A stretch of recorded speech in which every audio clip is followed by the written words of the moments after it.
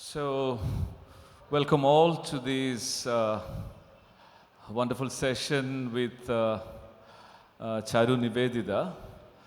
As you all know, he's a very prolific, very transgressive kind of writer, uh, not only in Tamil Nadu, but the whole of South India. He's a very popular writer with a lot of fan following. He writes, he contributes to many of the major dailies, and is a very, very important name in the field of literature. And to begin with a personal note, we had a very nice time yesterday, right? As part of the pre-planning discussion, and I went to Charu's hotel, and we had a nice time. He was so caring and so considerate, and he gave me two of his interesting titles: the translation of Zero Degree and the Marginal Man, of course. And I must tell you that my footing in Charu is not that strong, but maybe after getting those two more titles, I can safely be called myself an expert on Charu, maybe this part of Kerala. And he was so considerate and so nice to me, right? And in that conversation, he made an interesting, point, which I really found interesting. It's really found interesting that my novel and the reading of my novel should not be a Herculean task. It's almost like attending a birthday party, attending a party like that. So I was immediately struck by that idea, right? He is taking thing in a very carefully careless manner, right? We remember authors like Joyce, right? He made a very notorious mention that I make my fiction so complex that the generations to come will be haunted by the text I have generated. But here is a person looking at the idea of writing fiction, a very funny, very interesting, very jovial, very carelessly careful manner. Would you mind elaborating that idea of going for a picnic into your novel? I don't know whether I'm right to formulating you like that. Thank you, Shiyas, for your nice, kind words. Can we repeat that question? The idea of reading novel not in a very serious manner. You were saying, it's just like attending a marriage party, attending a wedding, a birthday party. You don't have any kind of a botheration, right? You're very relaxed. You're as you are, right? No burdens like that. You can just enter the novel just as you're talking to a friend of yours.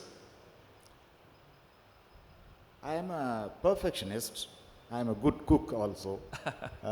So I do the act of writing as if I am cooking for something for my guests. It's like cooking or hunting, right? So the product will be as perfect as possible. Then I make the product. And I always get into a schizoid state when I create writing. I told you I am a cook. I am like a cook when I write. Yeah. But there is a difference. I get into the schizoid state of mind, and I transform that schizoid state into an art. So I'm very careful in doing this, and I rewrite. I go on rewriting the text. I give my text to my friends. Vineet is there, and Aratha is there, Gayatri, and I have my friends, close friends. I give the text to them, and I get the feedback, and I don't follow it.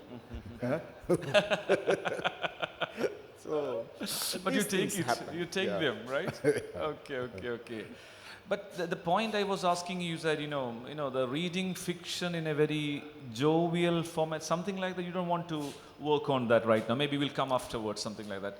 And another interesting, thing I found there was a serious Charu fans sitting around him and discussing things, suggesting, critiquing. I don't think that's kind of a fan following in Kerala. We are really afraid of going to writers in Kerala, and they create a very artificial aura also. Maybe, some of the writers are too excited about removing themselves from the readers. But here is a group of youngsters, making fun of Charu, talking to him, discussing some of the pros and cons of his works. That's very, very interesting. He has a really interesting, I don't know whether it's a fan kind of a staff. How do you look at these ideas? Maybe really postmodern in that sense. I think the recent Nobel laureate has this kind of, people tracking him, following him, supporting him. They are publishing his works. They are spending for his trips. I think some of your trips are sponsored by my So friend. that's a very interesting. It's not really a site in Kerala, right? Yeah, That's yeah. a very. I travel around the world. Is it just for Charu or for all of the writers in your place? There is Charu one more person. Jayamohan has a large following like me. We are like, he is not here. We are like Mammootty and Mohanlal. He is the... He's coming today afternoon, right? Yeah. Okay. He is Mohanlal and I am Mammootty. You can say See, like in that. Kerala, we are almost not happy. They should give space for the youth. Oh, Right? yeah, That's yeah, not yeah. a good term in Kerala right now, right? I can explain. This, I have an answer for this. For most of the questions, I don't have answer. So this question, I have an answer. Many of my readers tell me often that I have a similarity with Osho. I don't know Osho. I have not heard him. I have not read him. But most of my readers say that I have a similarity of thought process or whatever. Maybe that similarity attracts youth Yeah. towards me. I was also really impressed. It was a half an hour meeting, 1 hour meeting. I became a fan of his, right? I must say that. So caring, so considerate kind of a person, right? Yeah. I don't have that, the egoistic, many of the writers, they are all egoistic, they are proud. And I don't have that. I'm very simple. So, do these people help you in some way, or you're just taking them along? No, they are always I think help- one of your friends is a real scholar on your works. Yeah. Yeah. All of them. All of them are your senior Yeah. scholars. I have... They can easily write a PhD thesis also, because Yeah, they're yeah. so. Sometimes he lets those people. Okay, look, you talk. I'll be keeping silent, like that. So the author is not dead. Author is very much silent. Yeah. I have, in that manner, I have a fanatic following. I don't like the word fanatic, but they are fanatic. We have to accept it. No? Okay, and one thing I found interesting was that his book. I think that's a prime focus today. Is his conversation with Aurangzeb. The novel begins with 5 prologues, right? 5 prefaces. Then I was asking him, why should you keep the readers waiting, right? Instead of allowing me to enter the life space being created. So I was asking whether it creates some kind of block for the readers. Are they embarrassed? They are unable to get into the life world that's being created by Charu. They are so curious to enter, but you don't permit them. You want to say that they need to be trained? You want some kind of, they should be equipped to enter your creative. Is that the reason or something else? I can say like this. Silambatam? Silambatam. So No, I don't. Can you translate? Silambatam, what do you say for Silambatam? Silambu. Kalari? Kalari. Kalari, okay. Just like Kalari. Okay, Kalari. fine. Before entering into the space, before entering, இந்த சிலம்பு சுற்றி ஆடுறதுக்கு முன்னால் we do some warm up, right? The prologues, 5 or 6 prologues are like warming up, preparing you to the playground. So I think you're looking down upon the readers No. by saying that they need to be taking some exercise and things like that. No. This is a magnetic field. I am inviting the readers to the magic world, a magnetic world, a hypnotic world. I'm going to hypnotize you. So it's a dangerous field. So preparing, the warming up. Okay, just it's nothing about looking down upon the readers, but you're equipping them, right? Yeah, as Roland Barthes says, 50% of the why I create open-ended text. All my texts are not closed texts like the modernist texts. They are all open-ended. All my works are open-ended. I give you only the raw material. You create. You create. I give you only the raw material. You have to. So I look upon the readers as, in a high pedestal. So you are the creator. As Roland Barthes says, author is dead. Means I give you the raw material. You create. It's like hunting. We are taking the 2-minute noodles without our participation.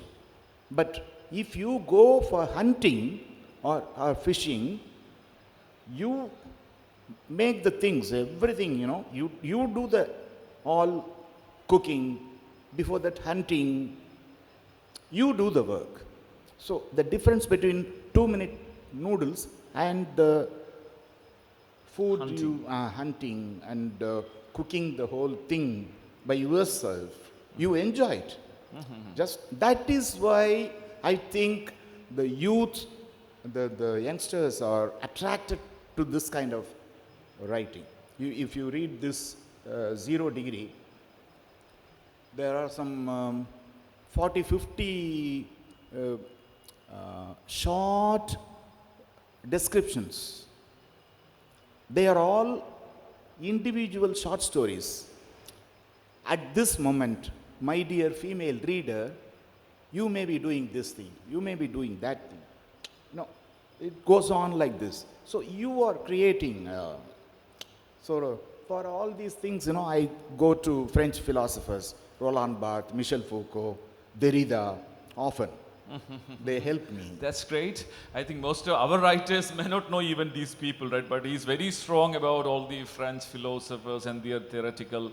That's a very interesting idea, viewing readers on a high pedestal, looking at them as co-creators, almost like a constructivist kind of an argumentation. We do that in our classrooms also. You're not teaching all the time. You're not lecturing all the time.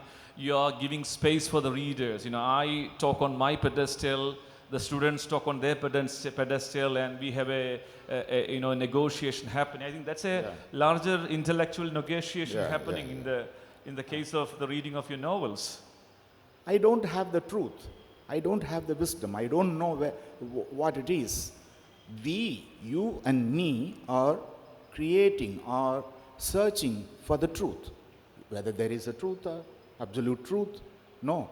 Like Vedic saying, there is a hymn that final sentence, I don't know. Right? I don't know. Maybe. We don't know that.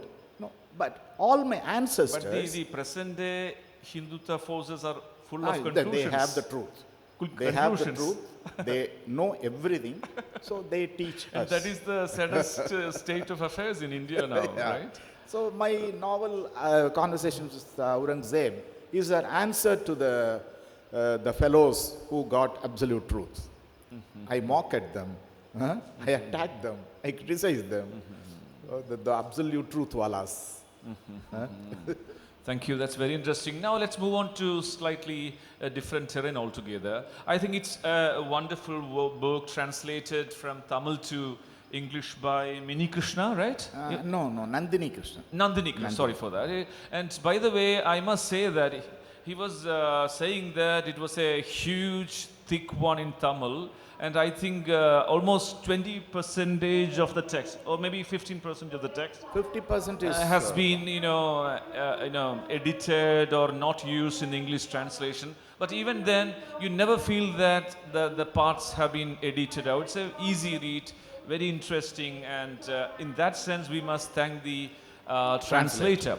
But my point is not that, at some part of the novel, that's where some interesting incidents happen, the translator, the author, and Aurangzeb were talking about vegetarianism, right? And Aurangzeb can't be a vegetarian person, he's an out and out non-veg.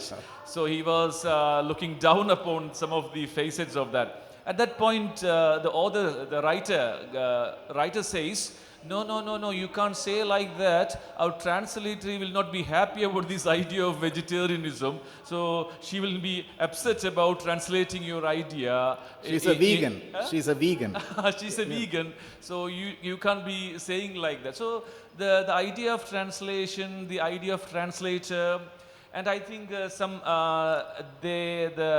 Charu and the translator added 1 or 2 chapters. So she's also becoming a co-creator of the text. So the notion of translations is becoming very complex, right? She is intervening, she is deciding what to say, what not to say. She becomes a character. She becomes a character. Would you look at on the process of translation, the politics of translations? I think you have something interesting to say on that. About the new writer getting permission to Frankfurt, and Charu is not invited in spite of being a very serious. I think Nandini can answer it. As we told you, it's a open text. It's an open space. Anybody can come and play with me. In my other novels, The Marginal Man, I created a character called Kokoroko. Yeah, he's coming here also. Here also. The Kokoroko is a real person, my friend, Arath. So I give the novel to him and he comments, and I include those comments into the novel. See, it's a playground. You come along, we will play. That's the point I started with, come along, let's have fun. Right? No hangover, no burden of ideologies nothing. And theories of that sort. No truths. It's a very we don't know. We have to find out. It's a free-flowing world. Free, out. Same thing. Same. So you're not talking anything about translation at this point of time. Why people. Charu is translated at this point of time? Why Aurangzeb now, at the current political dispensation in New Delhi? I think translation is not a very innocent process. It's a very complicated category. Why Ambedkar coming? Why Charu is translated into English? Yes. I myself have been translating many contemporary Arabic short stories by Moroccan writers, Tunisia, Saudi Arabia. Some 50 stories I have translated into Tamil through English. For that, I try to learn Arabic also. All the work is completely my political act. I do this translation as a political act. Why Arabic literature now? To challenge the American media's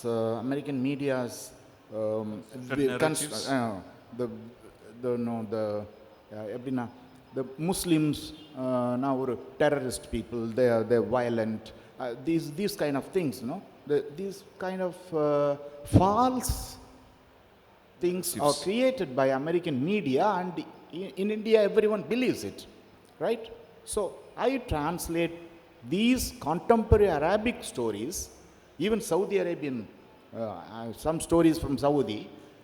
I do it. I have translated it. If you read those stories, your mindset will be changed. The American media's propaganda It's a propaganda. Exactly. I do the opposite kind of thing, opposite way. So, now coming to this Aurangzeb, this is a this is my political act against the current uprising of Hindutva, current uprising of rightists. I see I observe this contemporary current Indian politics as that of 1930s of Germany. 1930s of Germany, the rise of anti-Semitism, right? So the same kind, the same wave I see here. So, two things I want to tell you. Once William Burroughs of Naked Lunch, the American writer, beat writer, he was a drug addict. Someone asked him, why this drug addiction? You are a scholar, you are an example for the youth. Why did you do it? Burroughs said, I wanted my body as unfit to join in American army. That is why I did this injection. And every injection I have put into my arms is against every bomb dropped in Vietnam. This is my war with American government, American military. Every injection. So this novel, Conversations with Aurangzeb, is also like that. You know, my bomb against the right-wing thinking. And Vivian Richards also, the cricketer, he also said the same thing. Every shot I give is against American imperialistic attitude towards blacks and towards other countries. The Vivian Richards also said the same thing. So like in that manner, you can take this Aurangzeb as a protest, as my political act against the right-wing politics or Hindutva or any fundamental thinking. Okay, that is typical Charu. He is so open, so transparent, and so direct and bold, right?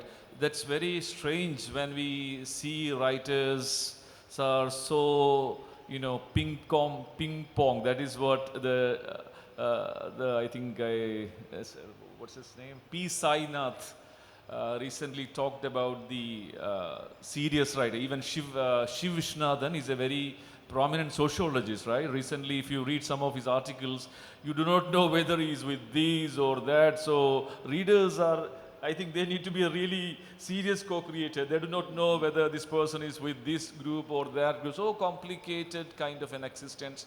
Nothing straightforward, no bold statement, but here is Charu making it very clear his political position.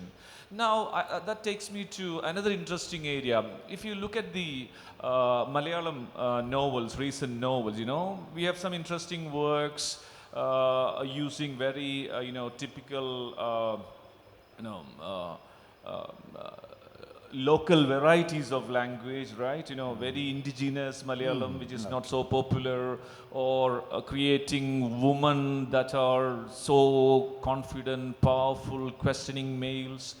But you do not find serious articulations about from writers against these kind of a majoritarian supremacist propaganda or political formations. But if you look at Tamil literature, I think recently I was reading about the recent developments in Tamil fiction. Recently, Jayamohan has a title questioning and critiquing these kind of political formations. So my question is that, of course, we the states, Kerala and Tamil Nadu, of course, we are often termed as a south and southern states. But our response, Kerala response to these majoritarian impulses in the current dispensation is not really visible, not really clear. Maybe some subtle articulations could be identified, but as our poet, she's sitting, Nirada is sitting, I asked the same question to her last day. She says that my politics is very subtle. I don't make politics so overt and I make it covered. So maybe I don't say that she's a representative of what I'm talking about. But poets are very silent. I don't know why they are silent. But Charu is very vocal, very direct, very straightforward. He has nothing to hide. And maybe that's why youth are after Charu, right? So why do you think that Kerala is intelligently silent and you are more smart? What is your take on that? Maybe literature is very popular here. Maybe they have a huge following. So they Writers look are- for more speculation? Yeah, maybe because of that. When you become popular, you have to restrict. I don't care, but in my case, I don't care. But I your don't books bother. are read so widely. But I am not a popular man. Vineet asked me, what did you say? A lion in a forest. A lion in a forest. But people are, no, my fellow writers treat me as a donkey. I'm not a lion in a forest. So, I am not a popular man. See, when you or Anantamurthy says something, it appears in the first page of the Hindu, the English Hindu newspaper. It appears in the first page. But I am dropping bomb every day. Nobody cares. Huh? See. So you should make so regularly. You should keep it for a while, So maybe because of that, here the writers are very popular. So they cannot, I think they are scared, or they are hesitant to. They can be easily appropriated by the state's missionaries. Is that your argument? Maybe because of that. But they are becoming so sanitized, right? They are so sanitized. They are no longer dangerous. And they are writing stories for the films, and these things restrict. See, these things restrict. That's why I don't involve myself into filmdom. No story. People call me for acting. No, Baba. They are calling you for acting also. Yeah. Really? Oh, yeah. My goodness. So That's very don't interesting. change my profession. I told you, don't change my profession. So if you go, in that manner, if you are becoming popular, you have, even now, the marginal man, completely an autobiographical, autofictional work. I don't know how I can write it now because it was written 10 years back. Now I have become popular. Right? So. But you're unhappy. He's so unhappy that it's not accepted seriously. People haven't read it. You say very interesting. I was walking through corpses. I will never forget it. When he was writing this book, he was literally straddling. I don't know whether the word is right. He was walking through the corpses, but unfortunately, our reading public was not sympathetic, and they didn't give enough attention to this book, which it deserved. Right? Yeah. I'm going to talk about this in my afternoon session. It is about translation. Who bothers about this book? Who bothers? Because in my country, in my Tamil Nadu, no one reads this because there is no need. They have the Tamil version, right? So, the English reading public have to take this book, but they don't know the existence of this book. I am not Amish. I am not Perumal Murugan. I am a nobody in English-speaking world. I may be a rock star in my Tamil Nadu, but in English-speaking world, I am a nobody. So this novel has become, sleeping in my almirah. Okay, that takes me to the next point. Of course, leave up setting about the political dimensions of it, but the idea of reconstructing the past. You must have done huge amount of research to bring this man alive. How you reconstructed this? I think to give a very commonsensical example, I don't know whether Charu would like that. You remember that Mammootty movie, right? That is Vadakan Veeragatha. Till then, till the arrival of that movie, we all Malayalis had a notion that Chandu was Chadian and he cannot be depended on. But with that movie, we begin to look at this person in a totally new light. I think in a way, Charu's book, these conversations with Aurangzeb, is an eye-opener because it reconstructs this man, it reconfigures and represents Aurangzeb in a very, very politically. How do you look at the process of reconstructing the entire historical era into the form of a fiction? That must be very demanding enterprise, I must say. Yes. You may disagree with me, but I have to say this. I don't see anything as past or present or future. If you write future things, it becomes science fiction, right? So I don't see. I am flying, on the sky. So 1550 or 2000 and 2100, these things, you say history. But what about this contemporary life? If I want to write about my friend Vineet, for me it's a historical novel. I have to do a lot of research. Right now, I am writing a novel on Roppongi. Roppongi is a place in Tokyo. So it's a Japanese story. I do a lot of research on contemporary life. A girl said she killed her baby. She told me the story in a very casual manner. A 22-year-old girl. That killing is called locker key babies, right? Locker key. They put the children, babies into the locker. After a week or so, they open the locker and find the dead body. These things are happening in Japan. So this is a story for me as if it happens in 15th century also. The same kind of research. This book demanded a lot of research, Aurangzeb, because you have to recreate, right? But the writing, the act of writing itself is a recreation. So we have to do a lot of research. That novel is called Roppongi Nights, which I am writing right now. Roppongi Nights. Roppongi is a huge happening place in Tokyo. So for Roppongi Nights, I am doing a lot of research, as I did for Aurangzeb. So for me, there is no past, there is no history. Everything is history. For me, Vineet is also like Aurangzeb. It's a cruel villain. Huh? So I will change him as a hero, right?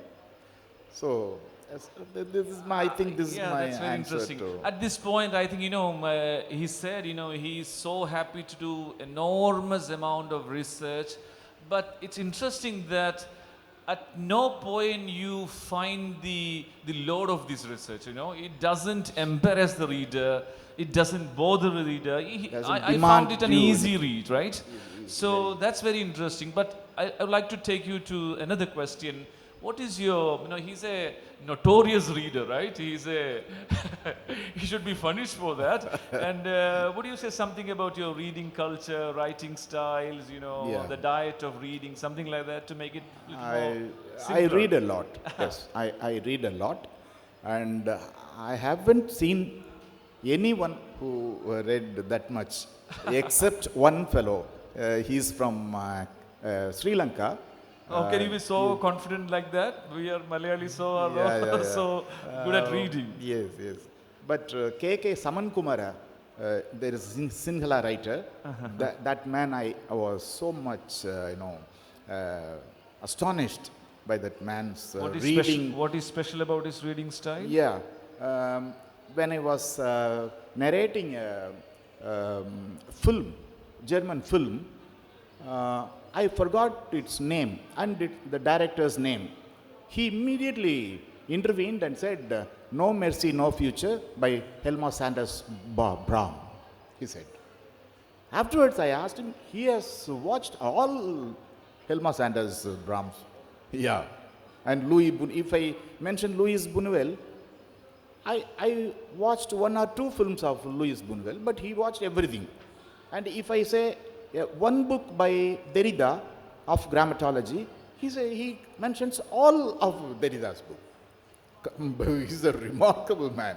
So I read a lot. Right now, for Roppongi nights, I'm reading. Said that you never attend weddings, no funerals, only read. That's very. I don't attend any marriage ceremonies and funerals. தமிழ்ல சொன்னா இன்னும் அழகா இருக்கும். கல்யாண வீட்டுக்கும் போறதில்ல, கருமாதிக்கும் போறதில்ல. கல்யாணத்துக்கும் போறதில்ல, கருமாதிக்கும் போறதில்ல. I don't do any worldly things. As a social being, you can't manage. I'm not a social being, no.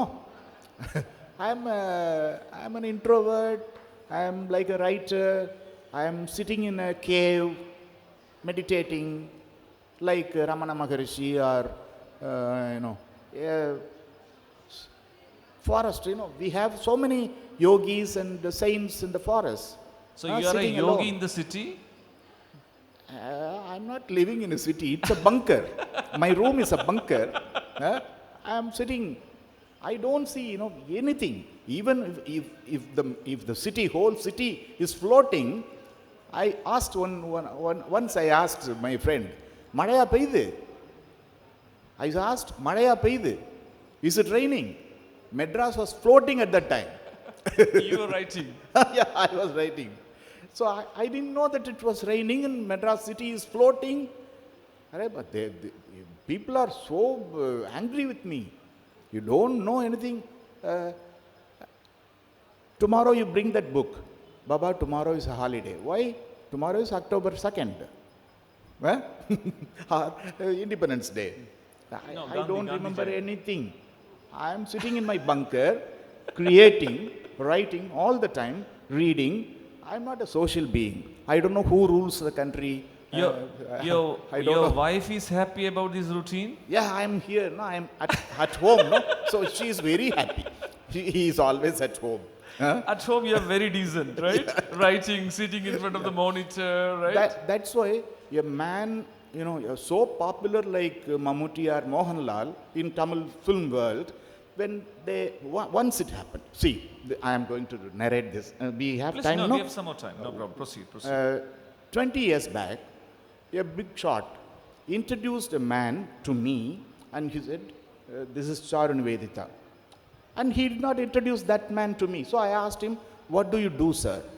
My friend, அப்படியே என்னை இழுத்துக்கிட்டு போய், hey man, nobody in the whole world would have asked this question. He is the top comedian of Tamil film industry. He is called Kaundamani. Even now Kaundamani says, you asked me the question, no? Who are you? What do you do? I didn't know who is Kaundamani. So that kind of social being, I don't. But I write about the society. I do some research. If I have to write about youth, I interact with them. You read my novel Kamaruba Kadhaigal. I wrote about a teenage girl, her wishes, her sorrows, depression, everything. 20 years back, a teenage girl. It's in English available? No, it's not translated. I don't know give me whether permission. The content is incestuous, about incest. So people are scared of touching this subject, no? So the Kamaruba Kadhaigal, the main thing is incest. So people are hesitant to do it, I think. So I get into the world of, if I want to write about a musician, I transform myself as a musician, no? Right? So in that way only I interact with the society. Otherwise, I am like a saint sitting in my bunker. Saints are meditating, I am writing.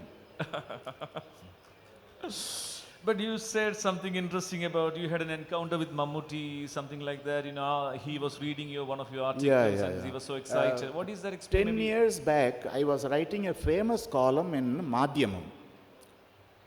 So there was a literary meeting, book release function. I met Mammootty. He narrated how he interacted, how he read that Taputalangal. It was about contemporary Arabic literature in Madhyamam. I was branded as a Islamic fundamentalist at that time by Trivandrum-based writers because I was writing in Madhyamam. So writing in Madhyam is problematic at that time? Yes. And writing about Arabic literature, writing in Madhyamam, Nice run by combination. Islamic Society. So, Mammootty, I was wondering. You said Mammootty he was sitting like a student listening yeah, to you? he folded his hands and talked to me as if he is a student of Charu, with so much of reverence, so much of respect. I didn't know. In Tamil Nadu, you have to bend your, in front of Kamal and Rajini. I never do that. We go. Even if they give you crores of rupees, you won't do it. No. I am a saint, and you have to. You don't want money? bend. You don't want money? I want money. My readers are giving me all these chains, gold chains, given to me by my friends, readers only. Everything. A guy is giving me money for the rent, house rent. Can you believe it? No. 50,000 rupees. I am residing in Mylapore, heart of the city. 50,000 rupees, in a 1800 square feet. 1800 square feet. I am feeding 20 cats. I live like an interesting. emperor. But my friends, my readers, I have released one novel, Petio. Petio is darling in Sinhala language. I sold it in NFT. NFT, you know? NFT, the Bitcoin. I sold it. I sold 20 copies for 5 lakhs rupees. 5 lakh. One copy costs 1 lakh and 10,000. It ranges from 10,000 to 1 lakh. You see Petio in NFT. You can find all the history. And another novel, it's not a novel, it's a play on Antonin Artaud's life. Antonin Artaud, The Body of a Rebel. It is available in English also. I am very much influenced by Antonin Artaud's thoughts. So that play, I have sold it for another 5 lakhs. So this is how I travel around the world. People are buying my novel and play for 1 lakh. That too a soft copy, not hard copy. This kind of following we have in Tamil Nadu. That's very interesting. And you know that he says, it's a very interesting point I noted, he has 8 girlfriends, right? Something like that you were saying? Yeah. And it's very difficult for him to manage them. So he instructed them not to call me, and I'll call you maybe. He'll be very busy. But that's not my point. But when you read the woman created by this man, right? It's not exactly created, but when he created those people, the wife of Aurangzeb, daughter, it's a very brilliant character. Sister, I think Jahanara Begum. you have a third hand for writing about women. How is it? I am a partly woman. I am a woman myself. If you look at my fingers, you will see the what is that? The blackish thing because of cutting vegetables and fruits. I told you, I am a cook. So if you see the hands, full of black dots because of the cutting. I have cooked so much of hours, the time, so much of time than a woman in her life. So I am a woman. Maybe bodily, physically, I am a male. The thought process and so many things, I feel myself as a woman. So there is no need to change yourself into writing. So I am a woman.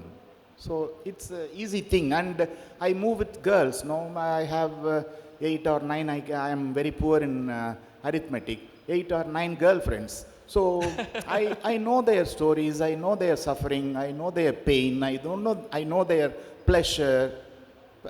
Everything. So You have any friend from Kerala? yeah, It's a secret. yeah, secret. They are famous also, so I should. Famous also. Great. I think maybe we'll be reading 1 or 2 lines from your text, and after that we'll go for QA. Yeah. I think that is how we are planning to do Give it. me that. I think he's excited about reading it in Jahanara Tamil, Begum's, right? We'll go for that. That's better. Did you take the Tamil version of it? No, I forgot. So Yesterday. you'll. No, I didn't take the Aurangzeb. Maybe you can read from 0. No, we were planning to read in Tamil because he said nobody else can read Tamil as brilliantly as he can. That is his claim. Right? That you said, you can. Or we can do some question answers, and the portion is in my phone, the Tamil portion. Oh, fine, After fine. that we can Fine. do the reading. Now the question answer session. You are free, welcome to ask any questions that you like to Charu. வணக்கம் sir, நான் நேசராஜ் செல்வம். உங்களை முன்பே அறிந்திருக்கிறேன். தமிழிலேயே கேள்வி கேட்கலாம் என்று இருக்கிறேன். உங்களிடம் ஒருமுறை பேசும்போது எழுத்து என்பது ஒரு கலை, அதில் இருக்கக்கூடிய கலைஞன் எதை வேண்டுமானாலும் உருவாக்கலாம். ஒரு சிற்பத்தையும் உருவாக்கலாம், ஒரு சாதாரண பானையை கூட உருவாக்கலாம். அந்த திறமைகள் அனைத்தும் அடங்கியவன் தான் ஒரு எழுத்து கலைஞன் என்று சொல்றீர்கள். ஆனால் உங்களுடைய எல்லா புத்தகங்களையுமே எல்லா வாசக பரப்பையும் சென்று அடைவது கிடையாது. அதற்கென்று பயிற்சி பெற்ற ஒரு வாசகர் பரப்பு இருந்தால் மட்டுமே உங்கள் நாவல்களை படிக்க முடிகிறது. அதை நீங்கள் விரும்புகிறீர்களா? ஏனென்றால் உங்களுடைய பாணி என்பது ஒரு அதிர்ச்சியை வாசகனுக்கு அளிக்கக்கூடிய முறையாக இருக்கிறது. அதை தவிர்த்து இலகுவாக படிப்பதற்கான நாவல்களை படித்த ஒரு வாசகர் பரப்பு இதை படித்தவுடன் அதிர்ச்சி அடைந்து விலகி விடுகிறார்கள். உங்களுக்கு பயிற்சி பெற்ற வாசகர் பரப்பு மட்டும் இருந்தால் போதும் என்று நீங்கள் நினைப்பதால் இவ்வாறு எழுதுகிறீர்களா? Can anyone translate that? What he's asking is, what do you think of your readers or non-readers? How do you react to the people who don't read you? Oh, yeah. What's your reaction? Because you are rejected by many people. So what's your reaction? My answer is, my writing is not for all. When my wife asked me, suggested me that I want to read, I told her, you will get crazy, you will go mad. And even after my advice, she started reading it and said, oh yeah, Baba, I will go mad. And she stopped it. That's a great boon for me. But many people who are suffering from many kinds of psychotic trouble, schizophrenia and many depression, so many things, they get relieved, they get cured by this writing, by me. Right? So you become mad sometimes, and sometimes your madness is gone, cured. So my writing is not for all. And there is a guy in Japan. He is called Ryu Murakami, not Haruki. Ryu Murakami. You can find a lot of similarities between me and Ryu Murakami. So, any other questions? It was really a nice experience hearing you, Charu. My question is, you said during the process of your writing, you include a lot of your fans, your readers around you, and take their suggestions and sometimes even take them as your characters, right? My question is that in this favored group, do you really take people holding some opposition view, challenging your notions and perceptions about certain things? When I was writing this novel in Tamil, Exile, this translated as Marginal Man, in the Tamil version is Exile.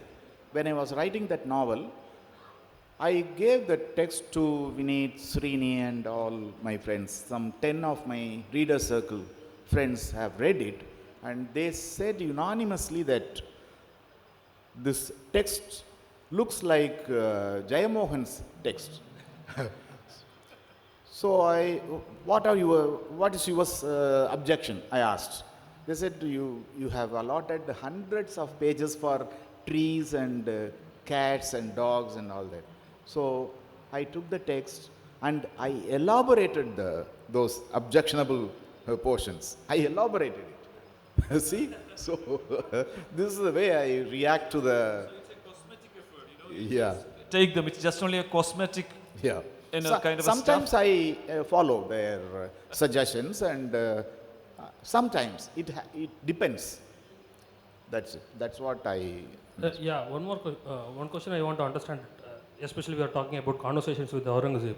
So, why did you choose Aurangzeb? Because you are not a history guy. Why did you choose Aurangzeb, and why did you write about Aurangzeb? Did you connect with them anyway? Is that a reason you chose Aurangzeb? I am a strong believer of God, not religious fellow.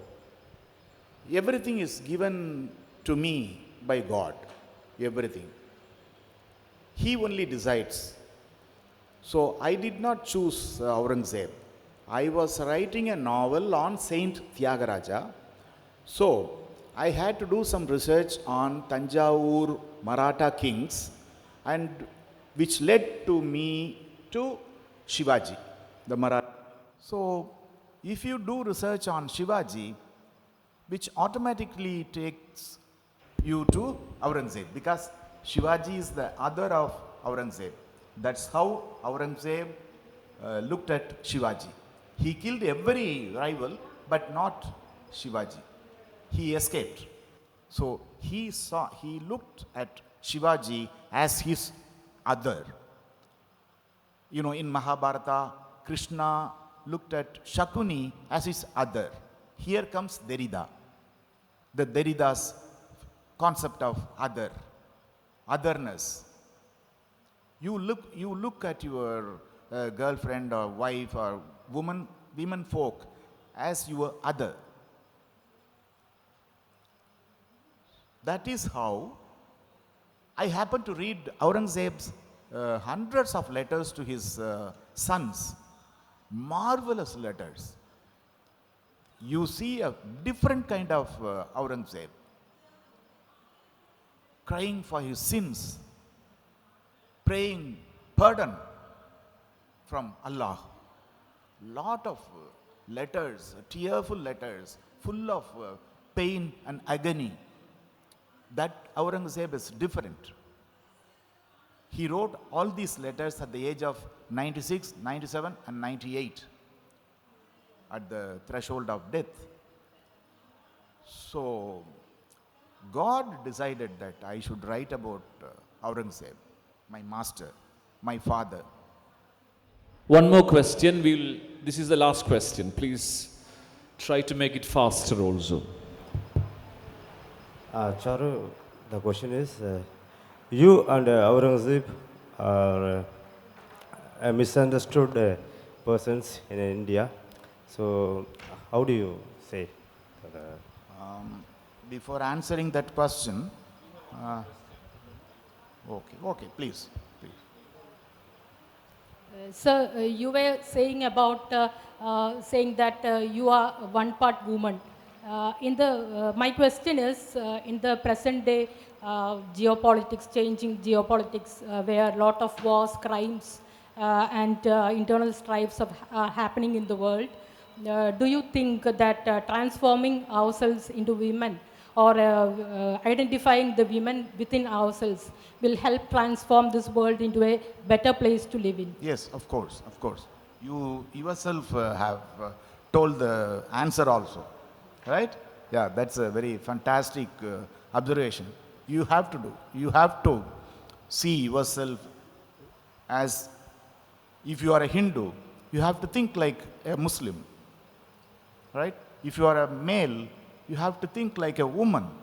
So you have given a very good answer in the question itself. Yeah. So if you're a Dalit, you need to think like an upper caste, and an upper caste needs to think like a Dalit. Is that Periyar your... once said that I am speaking for Brahmins, for their liberation. You see, you have to speak for the oppressor also. Huh? Oppressor also. So I will read this portion. Alhamdulillah. இறைவனுக்கு இணையாக இந்த அகிலத்திலும் 18,000 உலகங்களிலும் யாரும் இல்லை. மதிப்புக்குரிய காத்திப் அவர்களே, Khatib means in Arabic, in Persian writer, Khatib. மதிப்புக்குரிய காத்திப் அவர்களே, என்ன இது திடீரென்று ஆலம்கீர் பெண் குரலில் பேசுகிறார் என்று திகைக்காதீர்கள். நான் ஜஹானாரா பேகம் என்ற ஒரு அடிமை, ஒரு ஃபக்கீரா, ஹஸ்ரத் முல்லா ஷாவின் முரீத் பேசுகிறேன். ஜஹான் ஆரா என்றால் உலகத்தின் பேரரசி என்று பொருள். பெயர்களும் பட்டங்களும் வைப்பதில் இந்த முகலாயர்களை யாருமே விஞ்ச முடியாது. ஆனால் இவர்கள் வெற்று பேச்சிலும் உயிரின் துடிப்பு இல்லாத வரட்டு கனவுகளிலும் தங்கள் வாழ்க்கையை வீணடித்து கொண்டது மட்டுமல்லாமல் லட்சக்கணக்கான உயிர்களையும் அந்த கனவுகளுக்காக பலி கொடுத்தார்கள். இந்த அகிலத்தையே ஆட்சி செய்த என் மூதாதை செங்கிஸ்கானை போல் ஆக வேண்டும் என்பது முகலாய அரச பரம்பரையில் வந்த ஒவ்வொரு ஆண்மகனின் ஆசையாகவும் இருந்தது. அந்த குரூர நாடகத்தில் சில சமயங்களில் பெண்களும் கலந்து கொண்டதுண்டு. அப்படி வந்து போனவர்தான் என் தந்தையின் சிற்றன்னையான Nurjahan. And I will skip some portions. She is narrating about Nurjahan. ஆனால் ஒரு ஃபக்கீரா மீன்ஸ் பெகர். ஆனால் ஒரு ஃபக்கீராவாகிய நான் சத்தியமாகவே சொன்னேன், என் சமாதியை வெறும் மண்மேடாக விட்டு வையுங்கள் என்று. வாழும்போது கிடைக்காத சுகம் செத்த பிறகு கிடைத்து என்ன பயன்? என் வாழ்க்கை எப்படி இருந்தது? வறண்ட பாலைவனத்துக்கும் என் வாழ்க்கைக்கும் ஏதேனும் வித்தியாசம் காண முடிந்ததா?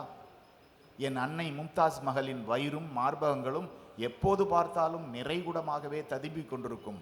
ஆனால் அவர்களின் மூத்த மகளான என் மார்பகங்களில் ஒருபோதும் பால் சுரந்ததில்லை.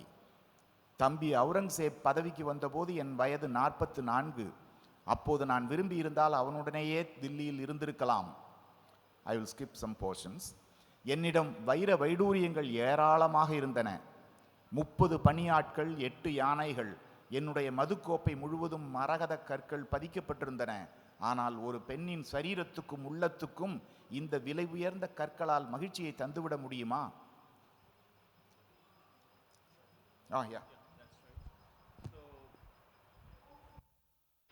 That's the end of this conversation.